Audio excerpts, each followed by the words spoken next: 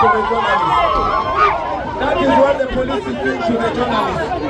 See what the police is doing to the journalists.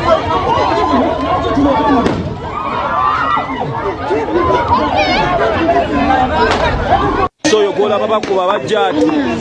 munamawulire wa BBS bamugyeko kamera ye bajonoonye abajjati munamawulire wa BBS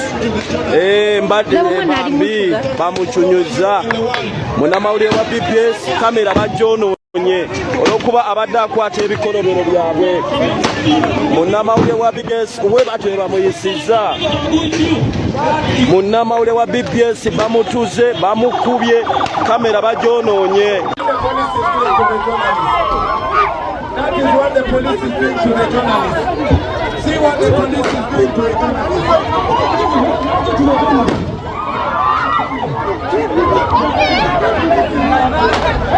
So yogola babakuba bajjati munamawulire wa BBS bamugyeko kamera ye bajonoonye abajjati munamawulire wa BBS mbadde bambi bamucunyuza munamawulire wa BBS kamera bajonoonye olwokuba abadde akwata ebikolobero byabwe munamawulire wa BBS we batwe bamuyisiza. Kale kakati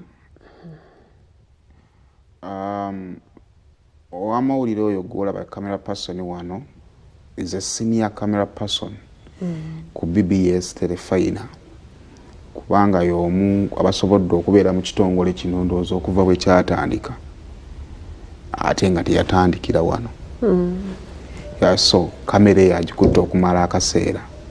kakati mu vidiyo ekyo ekifaananyi kyoyinza obutafuna tutandikirawa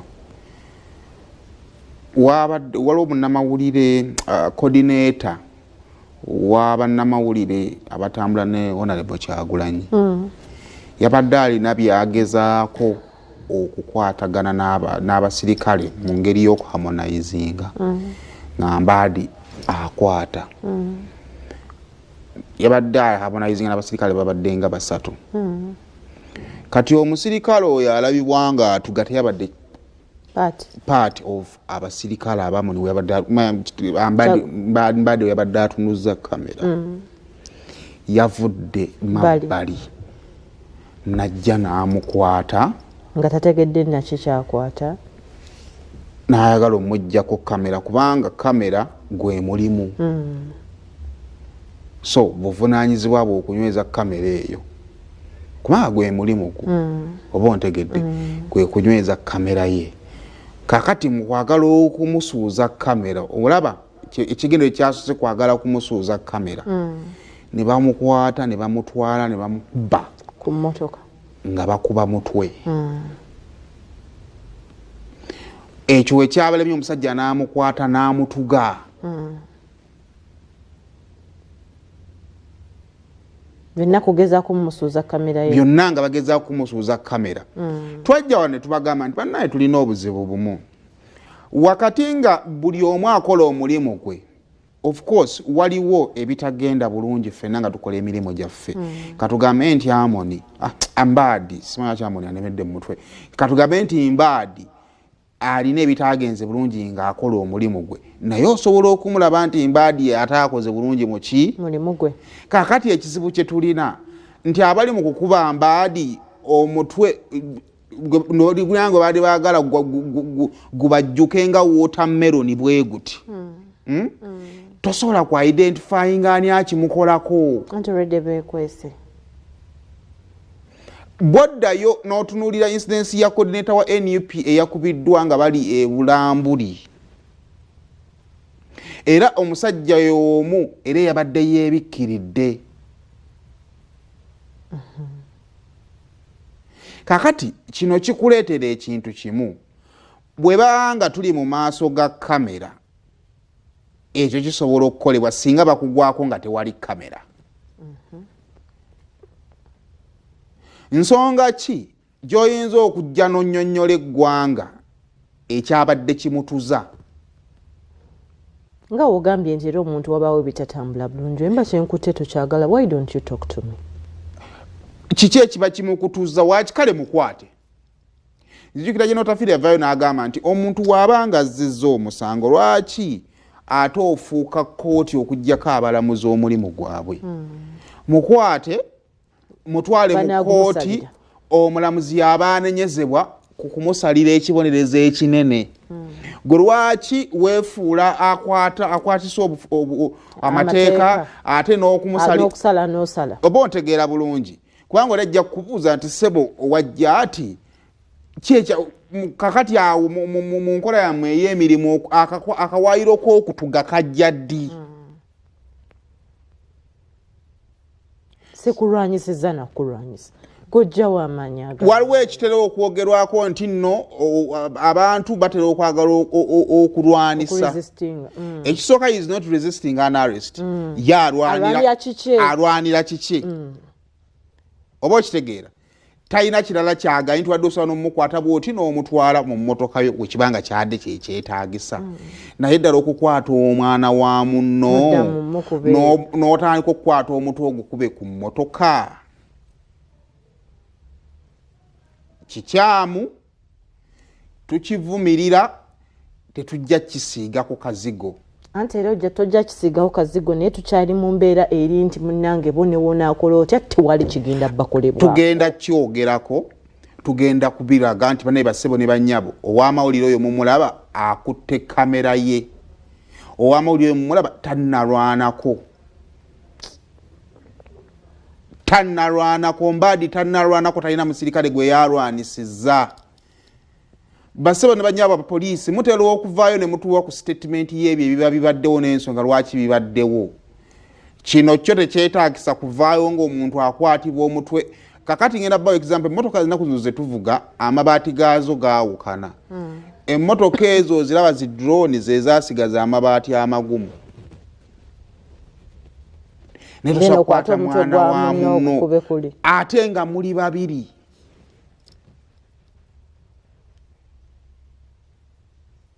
kati kyongera n'okukakasa ebibeerawo nga tetuliiyo tewali ensonga ekwatisa mwana munno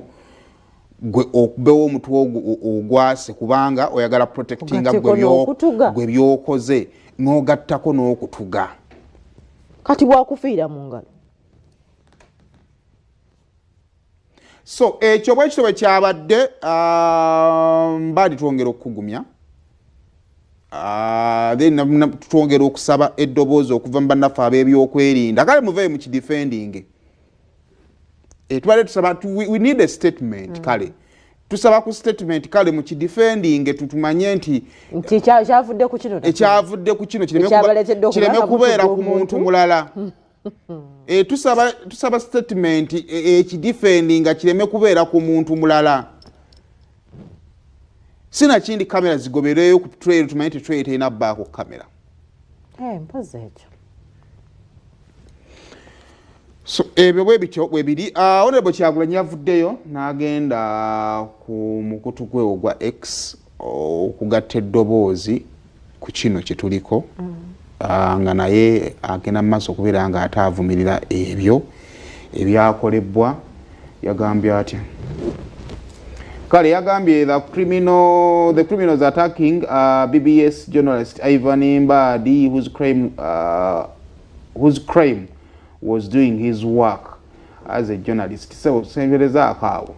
as a journalist oyongedde kudda ku simu ngubyene gye badde ngamba okole bwoti.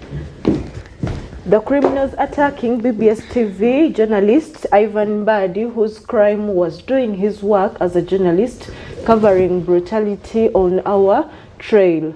They fear the camera because they know they are committing crimes against humanity. Journalism is not a crime. Free Uganda now, protest vote 2026. So ebyo nno bwe bityo bwe biri awo tujja kwongera okunoonya ku Mbadi because bino byabadde byonna byetwogerako byabadde capture olunaku olwejjo gundi ya Honorable Kyagulanyi bannaye oba tukaleko naye nno mulinamu emitima emibi naye kale buli kimu kirina obudde bwakyo. kale ebyo byabadde mu trail olunaku olw'eggulo. Kyagulanyi badde agenda ali mu bitundu eby'e Kapchora, Buku ndowooza ne Queen gyabadde alina okuba nga ate anoonyeza akalulu olunaku olw'eggulo. Ebyo gye byabadde olunaku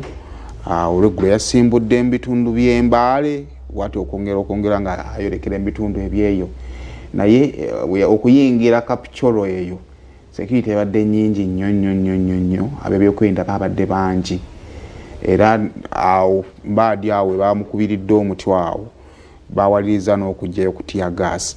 Then gye kyaggweredde yalemeseddwa okuyingira district y'Ekweni gye badde alina okugenda okusula, ne bamugamba ate avugaddeyo e Kapchora gy'abaakola ki gy'abaasula. So ebyo bwe bityo bwe biri, ne bane twongera okuddamu okusaba mpya national gye njala kugattako. Twongera okusaba nange ab'ebyokwerinda muveeyo mwogere ku kintu kino. Tulina ebifaananyi bye twalaba e Kawempe paka nakati tetunnawona. Ategedde bulungi.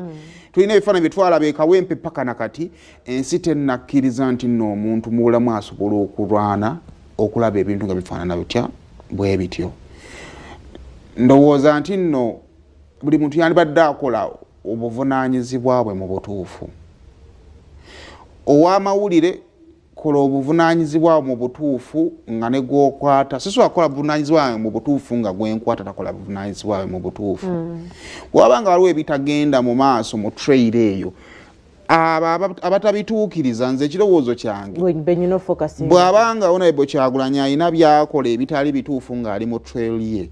weetaaga kamera eno okukwata ebyo so that bw'ayagala okuvaayo okugamba nti bannanga ab'ebyokwerinda bankozeyo bati ng'ekifaananyi ebibe nga bagamba naye ab'ebyokwerinda b'ogamba mwabadde muli bwe muti okusobola okukola bwoti.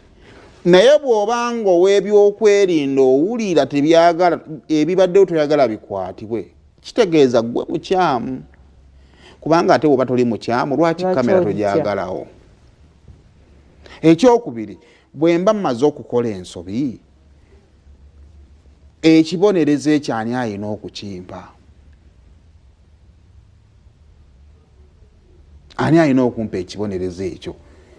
Nze mbadde ndowooza gye mugaso gwa kkooti,